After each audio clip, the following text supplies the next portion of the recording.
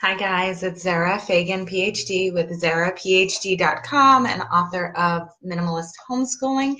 And I'm coming to you today with another tutorial about minimalist homeschooling. And this one is called How to Get It All Done, right?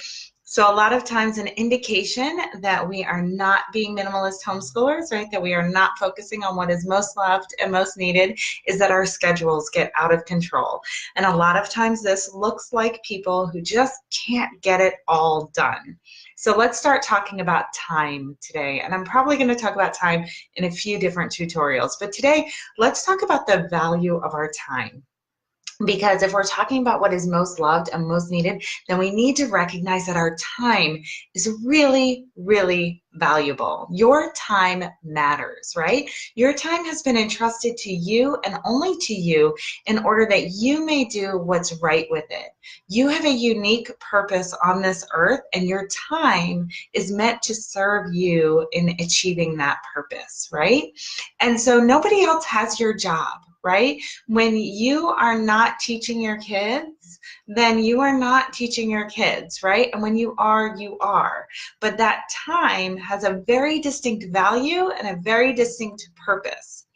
So along those lines, we need to guard our time, right? So we cannot just throw around our time to just anything. And there are a lot of people who will make us feel like we're being stingy if we can't do this or can't do that, or we draw these boundaries about our time, because in theory, time is free, but it's not. It's the most valuable possession you have. So this is a values thing, right? We are going to start spending our time in alignment with what is most valuable to us. And if somebody doesn't agree with how we're spending our time, therefore, it's because they don't share our values. It's nothing personal. It's not any more complicated than that. You have your values and you're going to spend your time doing what is most valuable, and they are expected to do the same with their time. And if you guys don't agree, then that's okay. That doesn't mean that you are somehow, managing your time improperly, right? And so along those lines, when we guard our time and we use it for what's most valuable, then we are a lot of times saying no now, but then we don't disappoint later, right? Nobody wants to be that person who agrees to do something and then bails last minute, right?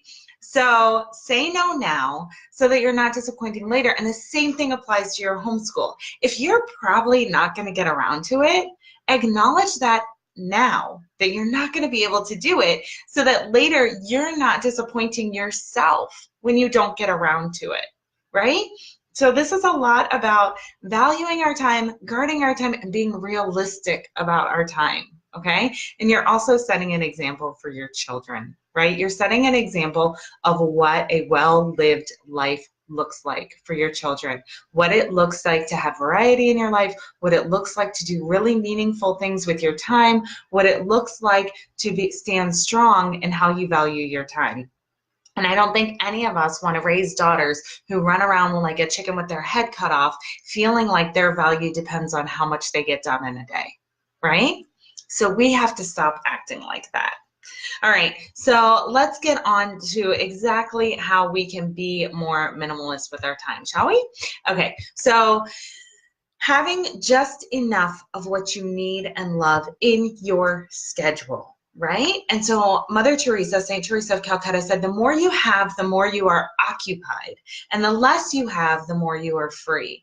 And this has never been more true than anywhere than in homeschooling, right? The more you have, the more you have to do in homeschooling. All those books, all those resources, all those projects, all those lessons, they represent time to spend on your homeschool. So the more occupied you are going to be, okay? So in minimalism, we're not only going to adopt this idea of a simplified space, we're also going to adopt this idea of a simplified plan and a simplified schedule.